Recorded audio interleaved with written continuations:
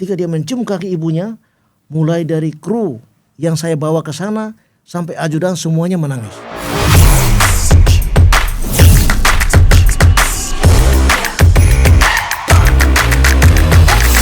Lawamena halala, tetap semangat, maju terus, pantang mundur. Maluku, Maluku Utara luar biasa. Hai, apa kabar Basudara dimanapun Anda berada? Senang sekali saya dengan Serdakwat Arvita Dan saya Serdakwat Nurjana Ohorela akan membuka podcast kali ini dengan sebuah pantun. Jangan lupa bilang cakep ya.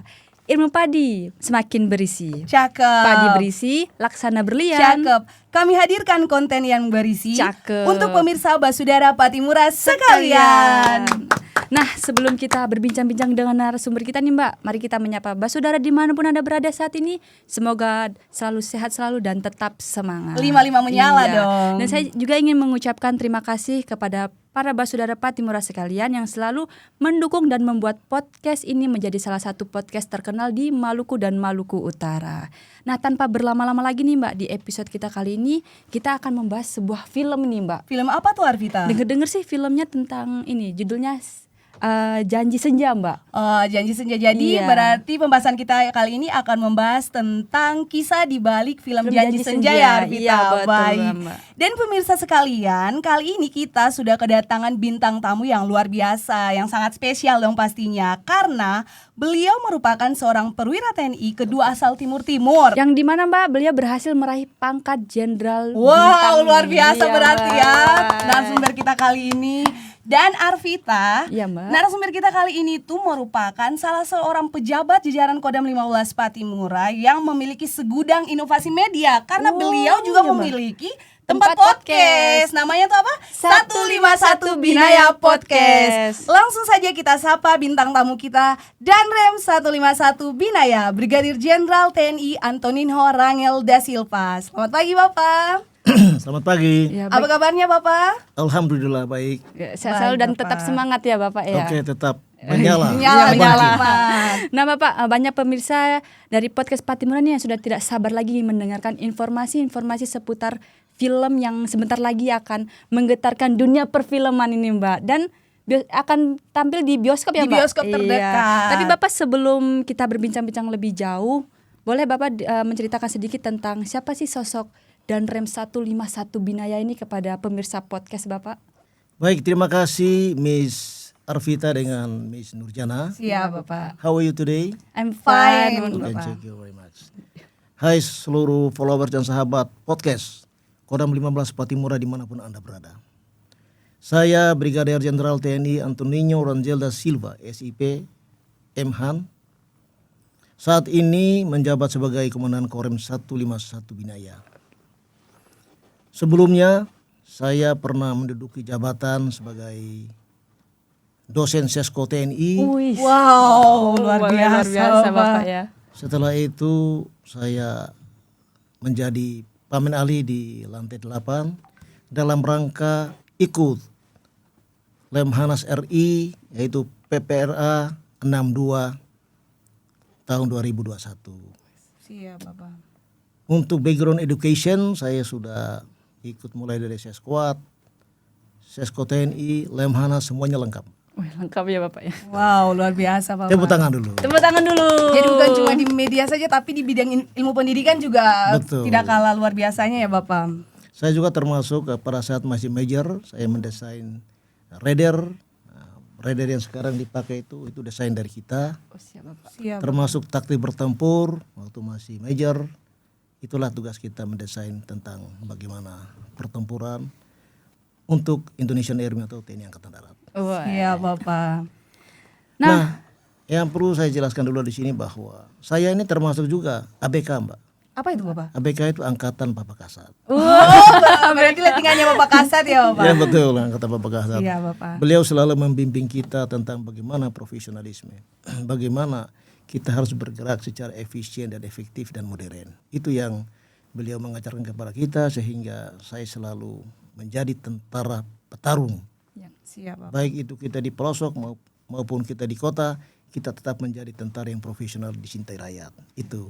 Perlu saya jelaskan juga di sini bahwa saya lulusan 92, saya memiliki 3 orang anak. Siap Bapak. Semuanya laki-laki. Oh Iya betul Bapak. Yang pertama sekarang lagi sekolah atau ikut pendidikan di Akademi Militer. Oh, meneruskan Jejak Bapak. Jejak Bapak. Masih tingkat 1. Iya, Bapak. Sedangkan yang kedua dan ketiga saat ini sekolah di Ambon. Siap Bapak. Istri saya satu namanya Maya Saridensi, istri paling cantik di dunia. Iya, luar biasa betul sekali Bapak. Nah, kita untuk tugas di dalam negeri maupun luar negeri sama seperti saudara-saudara kita dimanapun berada, banyak tugas di intelijen. Sekarang alhamdulillah diberikan kesempatan menjadi Komandan Korem 151 Binaya, memiliki 6 wilayah Siap Bapak. teritorial dari Kodim Samlaki, Kodim Moa, Kodim Tual, Kodim Namlea, Kodim Seram bagian barat, dan Kodim Masohi. Begitu Mbak. Berarti pulau-pulau terluar ya. Betul, juga ikut. pulau-pulau terluar masuk di Indonesia Timur. Iya, betul, Bapak. Begitu Miss Arvita dan Miss Nurjana. Siap Bapak. Nah Bapak kalau boleh tahu nih Bapak, untuk viewers atau subscribe dari podcast 151 Binaya itu berapa sih Bapak? Oh iya, kalau podcast 151 Binaya official YouTube channel, Iya Bapak. kita memiliki followersnya sudah 12.400 followers. Wah, luar tepuk biasa. tangan dulu lah. Salah satunya kami juga subscribe akun channel YouTube tersebut Bapak. Jadi Oke. postingan-postingan yang mengedukasi itu kan yang TNI AD bersama rakyat. Betul. Betul itu kan, Bapak? TNI AD bersama Bersama rakyat menyatu dengan alam Siap. Untuk NKRI. Betul Bapak. Itu adalah moto dari Bapak Kasat. Visi Luar misi biasa Bapak. Nah Bapak baik, kami dengar-dengar ini kan Korem 151 kan dijagokan Kodam 15 Patimura untuk tahap penilaian WTRB kan Bapak. Betul, Nah betul. sekarang katanya udah masuk ke tingkat Mabes TNI ya Bapak? Betul, betul. Beberapa minggu yang lalu kita sudah kedatangan tim, yaitu Zona Integritas Wilayah Tertib Reformasi Birokrasi. Kita termasuk Korem yang diunggulkan. Siap Bapak. Mudah-mudahan dengan keunggulan-keunggulan kita, salah satunya adalah podcast 151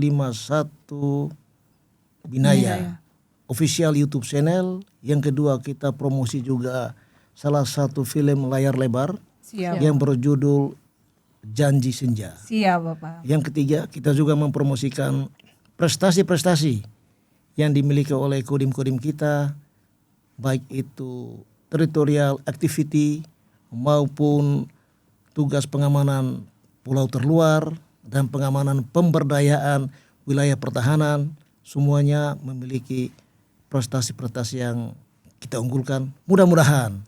Mohon doa restunya supaya kita bisa Lolos ke tahap lolos ke tahap berikutnya. berikutnya. Iya, amin ya Bapak. Amin. Minta doanya ya para pemirsa sekalian, semoga Korem 151 Tepuk tangan semua dulu. Iya. bisa lolos ke tahap selanjutnya, bahkan sampai ke tahap Kementerian RB juga Bapak. Amin. Amin. Nah, Bapak, masuk pembahasan kita nih Bapak, berbicara tentang cerita di balik film Senja. Film yang belakangan ini sering muncul di media sosial, yang trailer-trailernya itu Bapak. Mungkin Bapak boleh diceritakan tentang film Janji Senja itu sendiri itu bagaimana sih Bapak? Ya, kita perlu ketahui bersama bahwa kilas balik daripada film layar lebar Janji Senja ini memiliki suatu keunikan. Yang pertama, waktu bulan Januari 2025 saya ditelepon oleh Bapak Gubernur Maluku terpilih, Bapak Henry. Baik Bapak. Beliau menelpon saya dan beliau minta bantuan kepada Pak Danrem supaya mendukung progres film Janji Senja ini karena ada keterkaitannya dengan militer. Oh, siap Bapak. Nah, dari situlah sebagai dasar saya, sehingga saya hari berikutnya saya dengan para staf kita kumpul, kemudian kita ajak yang memiliki production house atau dalam hal ini Seroja Maluku Film untuk discuss. Kita menukar pikiran.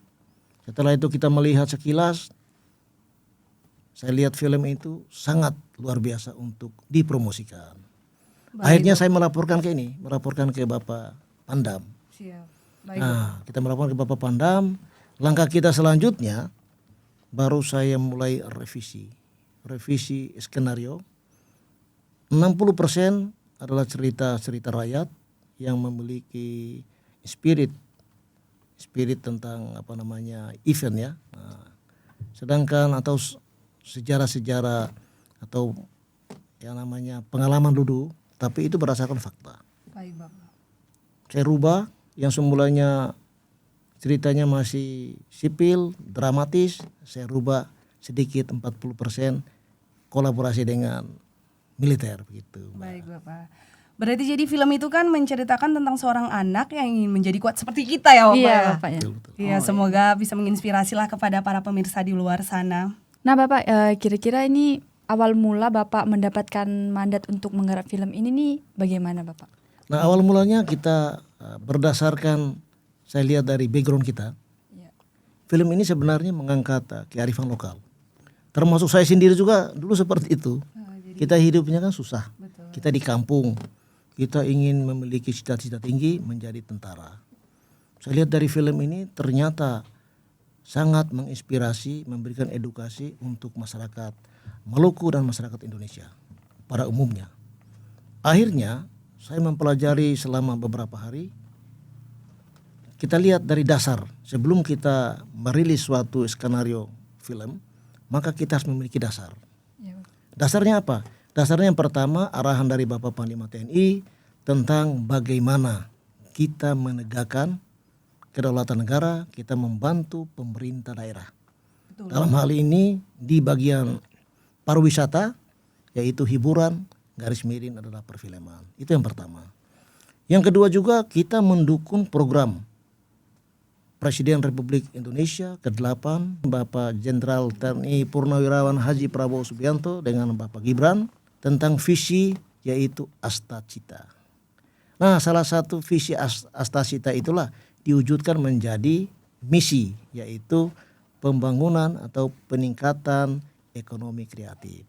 Nah, dalam ekonomi kreatif itu kita garis miring lagi, kita bergerak mendukung pemerintah daerah khususnya di pemerintah provinsi tentang ekonomi kreatif. Selanjutnya di Angkatan Darat, Bapak Kasat sendiri juga sudah mengeluarkan surat telegram tentang kampanye kreatif. Siap. Dilanjutkan di Kodam. Nah, di Kodam kita melanjutkan dengan namanya komunikasi kreatif. Baik. Nah, ini dasar kita. Iya, Bapak. Miss Arvita dengan Miss Nurjana. Siap, Bapak. Dasar itulah yang menjadi pegangan bagi saya dengan para staf. Kita mulai merilis, kita desain film-film itu sedemikian rupa. Dan saya ulangi lagi, film ini dasarnya berdasarkan pengalaman ya, pengalaman dari kita, pengalaman dari masyarakat Maluku. Pernah ada cerita bahwa ada masyarakat Maluku, tapi tidak mau diungkapkan namanya, mengalami hal serupa. Ketika film itu saya bikin naskah seperti itu, aktor itu sendiri menangis dia. Dia telepon saya dan dia bilang, Pak Anton, ini adalah cerita saya. Waduh, luar biasa. Luar biasa sekali. Sampai kena Bapak. Nah, rasa sudah pensiun. Ibu ini udah pensiun. Sehingga telepon saya, Pak Anton, ini sebenarnya cerita saya. Saya bilang, luar biasa, Bu. Saya hanya melanjutkan saja. Itulah salah satu inspirasi kita untuk mendesain film tentang Janji Senja. Mudah-mudahan bermanfaat untuk masyarakat Maluku dan seluruh masyarakat di Indonesia. Begitu. Betul sekali Bapak. Nah Bapak, bicara soal proses pembuatan filmnya nih Bapak, bagaimana sih Bapak menerjemahkan naskah menjadi visi visual sebuah film, dan bagaimana Bapak bekerja dengan tim penulis atau sinematografer atau desainer produksi Bapak? Saya juga penasaran nih Bapak. Nah, sebenarnya saya mencoba-coba untuk mempelajari dulu.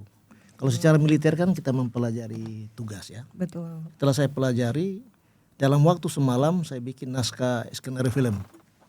Mulai dari flashbacknya kita bikin. Setelah itu saya lanjutkan untuk merubah skenario yang 60% dibuat oleh PH namanya Seroja Maluku Film. Saya tambahkan lagi dengan bagaimana rekrutmen masuk TNI. Betul Bapak. Karena rekrutmen itu hari-hari kita melihat, sehingga kita tuangkan di dalam suatu naskah. Itu tidak selalu mengalami masalah karena Betul. kita biasa melaksanakan itu. Dan saya tambah lagi inovasi-inovasi yang kreatif menggunakan CDI. CDI itu kita sudah menggunakan AI. Kita memakai AI ya, activity intelligence. Ya. Sehingga film itu agak semi modern. Nah, mudah-mudahan semuanya pada saat nonton dan bisa memikat semua pemirsa, penonton di seluruh Indonesia maupun di seluruh dunia begitu. Betul sekali Bapak. Nah Bapak, membahas soal aktor nih Bapak, boleh disepil siapa saja aktor yang terlibat nanti di dalam film Janji Senja ini Bapak? Nah, perlu diketahui ya, Miss Arvita dengan Miss Nurjana, bahwa film ini sebenarnya saya sebagai sutradara sekaligus sebagai eksekutif produser ya. Eksekutif produser. Biayanya dari kita. Ya. Yang kita cari sendirilah ya. Seperti itu. Kalau nggak salah itu Miss Arvita juga jadi artis kalau nggak salah ya. Siap, Kami Arvita.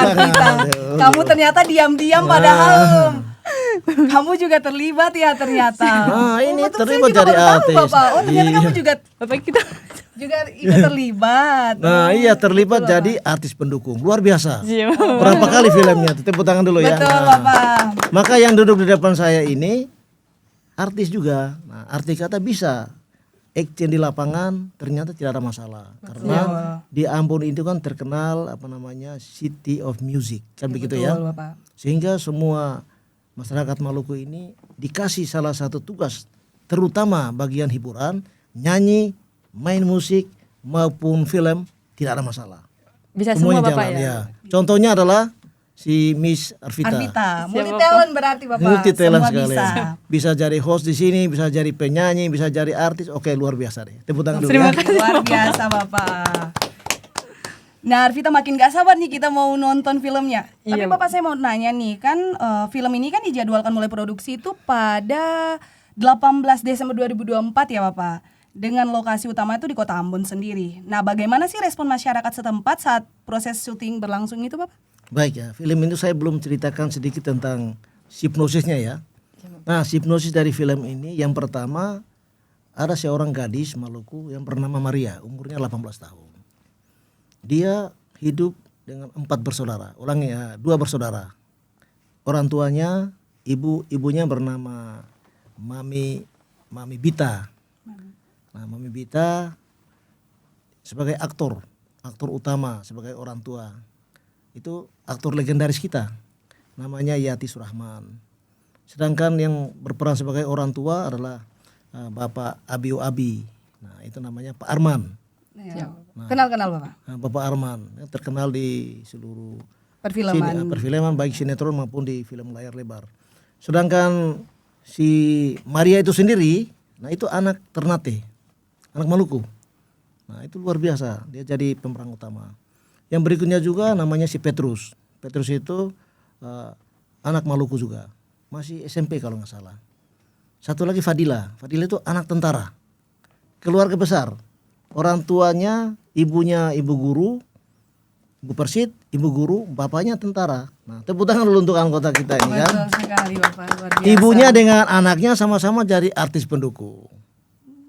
Di dalam film itu banyak sekali anggota-anggota persit kita serta anaknya ikut kita libatkan dan mereka punya jiwa seninya tinggi. Nah, itulah Fadila, itulah pemeran utama empat orang ini yang berlaku sebagai satu keluarga. Nah, mereka membuat si Maria ini dia dari umur 18 tahun dia sekolah terus, tetapi adik-adik yang 2 orang ini harus putus sekolah. Mereka bekerja keras, jualan sagu sampai mendapatkan uang begitu sulit untuk mendukung kakaknya agar bisa lulus dari SMA dan daftar jadi kuat dalam hal ini. Nah perlu diketahui ya Miss Arvita dengan Miss Nurjana bahwa film untuk kuat itu belum ada, betul ya? Betul, Siap, belum betul, ada Bapak, belum Nah, ada. betul. Maka tepuk tangan dulu untuk kuatnya. Film perdana ya tentang Nah menceritakan ini film tentang kuat, kuat, nah, oke betul. ya. Sehingga kita lanjut pada cerita berikutnya bahwa si Maria ini dia berjuang merantau ke kota. Setelah itu dia bekerja dengan gaji yang terbatas sambil mendaftarkan diri jadi tentara. Nah dari beberapa tahun setelah Maria itu merantau ke kota, bapaknya atau orang tuanya Pak Arman ini ternyata pada saat berkebun, bertani, jatuh dan kecelakaan. Akhirnya dengan usia yang begitu sudah tua, akhirnya meninggal karena sakit, faktor umur. Terpaksa si Petrus ini baru SMP kelas 3, dia tidak melanjutkan sekolahnya, dia harus bekerja keras membanting tulang, bertani tentang sagu ya. Sagu itu kan di sini kan semuanya sagunya banyak. Betul, ya. Dia bekerja di situ. Ini ceritanya begitu yang dulu. Akhirnya dia bekerja keras untuk membiayai kakaknya agar bisa selesai selesai sekolahnya. Sekolah Bapak. Setelah selesai sekolah, si Maria ini punya prestasi yang sangat bagus. Prestasi sangat bagus, dia bekerja keras dengan di sana bekalnya hanya makan sagu. Bayangkan, dia hanya berpuasa minum air putih sebatas itu dengan tiap hari kiriman sagu dari rumah. Nah ini kisah nyata sebenarnya. Dengan begitu, tapi karena kecerdasan manusia itu tidak bisa dipungkiri, Betul. maka si Maria itu tes kuat dan dia menjadi yang terbaik. Ini luar biasa kan? Luar biasa Bapak. Nah dia menjadi yang terbaik, akhirnya dia diterima. Setelah diterima dia tugas, dia nggak bisa kembali karena uangnya terbatas, kan tempatnya kan jauh. Dari situlah suatu hari Maria ibunya sakit, ditelepon oleh orang tuanya tapi lewat tetangga. Nah, ke Korem, baru si komandan itu melihat memerintahkan Maria untuk kembali.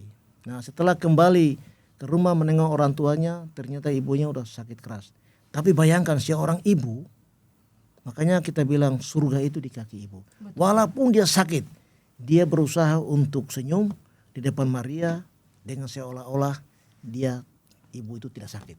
Padahal ibu itu sudah stadium berapa, sakit keras.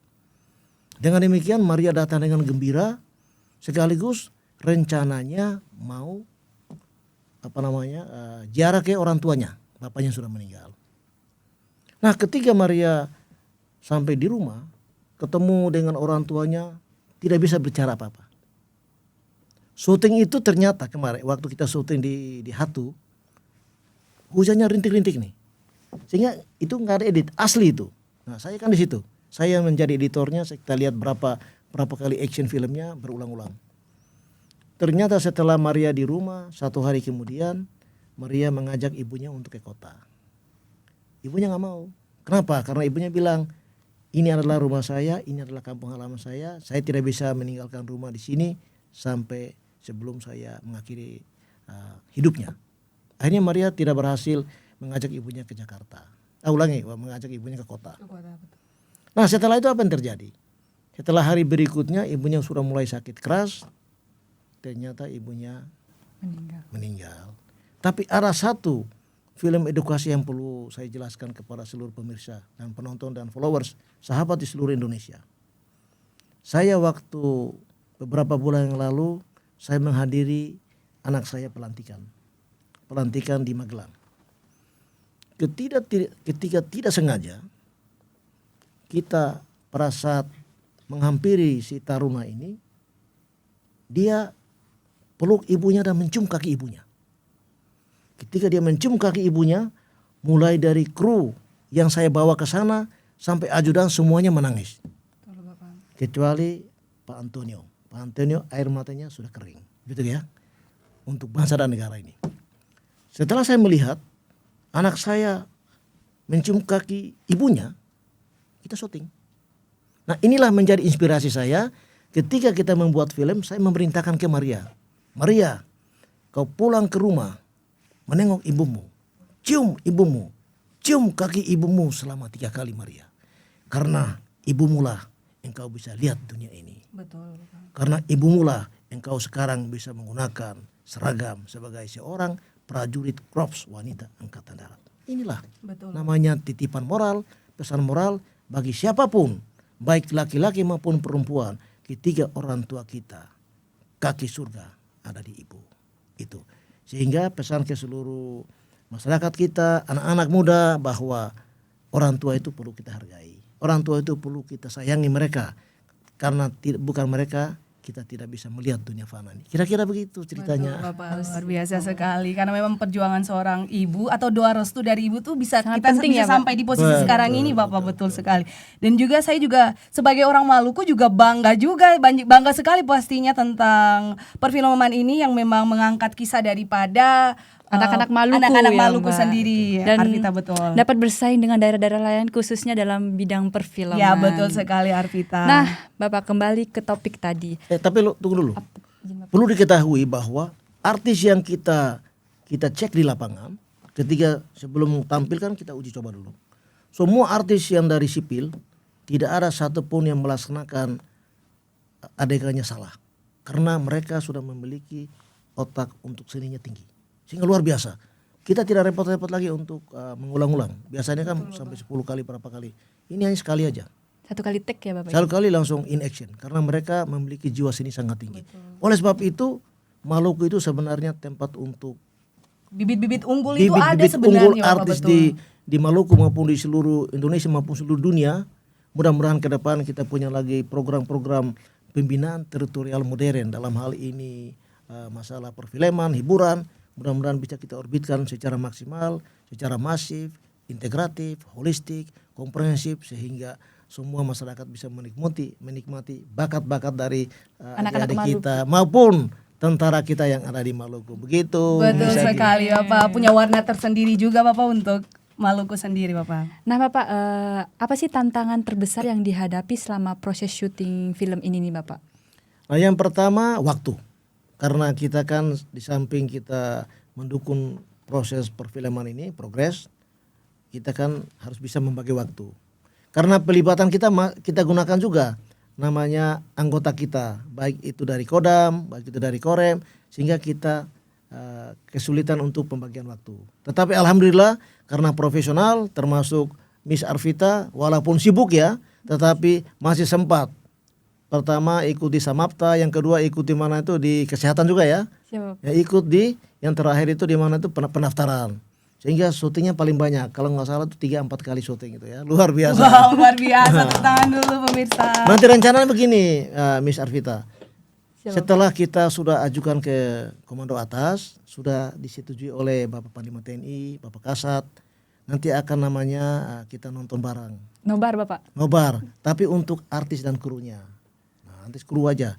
Karena semua nonton nanti ketika diputarkan udah malas nontonnya. Nah, maka filmnya kita rahasiakan. Nanti kita nonton khusus supaya introspeksi kita. Ini khusus untuk artis pendukung, artis pemeran utamanya, sekaligus dengan krunya begitu. Siap Bapak. Betul Bapak. Nah untuk katanya nih nanti dipotong sebagiannya untuk dimasukkan ke sosial media biar FYP kan Bapak, biar Kepo-kepo masyarakat gitu. Maluku juga pasti tahu lah tentang video ini. Nah satu lagi Bapak, sebelum kita mengakhiri podcast ini, apa hal yang paling penting dari Bapak dan Rem banggakan dari film ini Bapak? Mungkin bisa disampaikan. Nah yang pertama saya perlu jelasin dulu bahwa film itu sebelum kita putar di SK1 di seluruh Indonesia, maka yang pertama kita iklankan atau kita promosi lewat YouTube, lewat TikTok, Instagram, dan Twitter.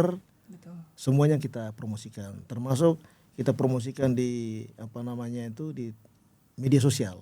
Nah, harapan kita dengan kita promosi dengan begitu cepat, promosi begitu banyak, diharapkan semua penonton itu penasaran. Betul. Apa sih film itu? Kenapa sih Sagu Salempang dibagi dua? Apa maknanya? Nah itu. Maknanya adalah persaudaraan sejati, saudara satu dengan lain itu saling mendukung. Saudara kandung maupun saudara yang lain, bersaudara Patimura, dua raga satu jiwa. Kira-kira begitu. Betul Bapak, luar biasa sekali Bapak. Nah Bapak, satu kali lagi nih Bapak, sebelum kita betul-betul tutup ini Bapak, apa sih harapan Bapak untuk film ini dan apa dampak bagi penonton yang menontonnya Bapak? Baik, harapan saya tentang film Layar Lebar Janji Senja ini semoga bisa merubah polarisasi berpikir baik di dalam negeri maupun di luar negeri, khususnya anak-anak muda, bahwa kalau kita berjuang itu membutuhkan dukungan. Yang pertama dukungan dari keluarga, dukungan dari orang tua, khususnya ibu, karena surga ada di kaki ibu. Betul Bapak. Oleh sebab itu belajar, bekerja keras, berdoa, itulah salah satu prinsip yang harus digunakan oleh young generation, generasi muda, untuk menggapai suatu cita-cita setinggi langit. Kira-kira begitu. Wow, mantap sekali Bapak. Terima kasih atas waktunya Bapak, sungguh sangat menginspirasi dan memberikan informasi bagi kita semua, khususnya bagi pemirsa Patimura Podcast di rumah sana.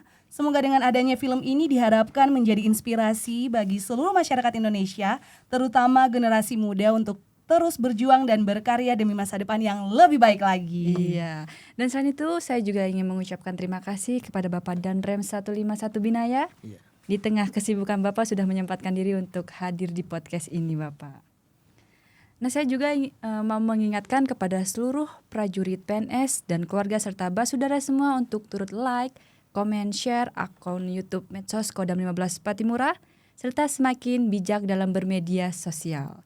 Jangan lupa saksikan episode-episode podcast yang mendatang. Saya Serdakot Arvita Ingrid. Dan saya Serdakot Nurjana Orela. Dan narasumber kita, Saya Brigjen TNI Antonio Rangel da Silva. pamit undur diri.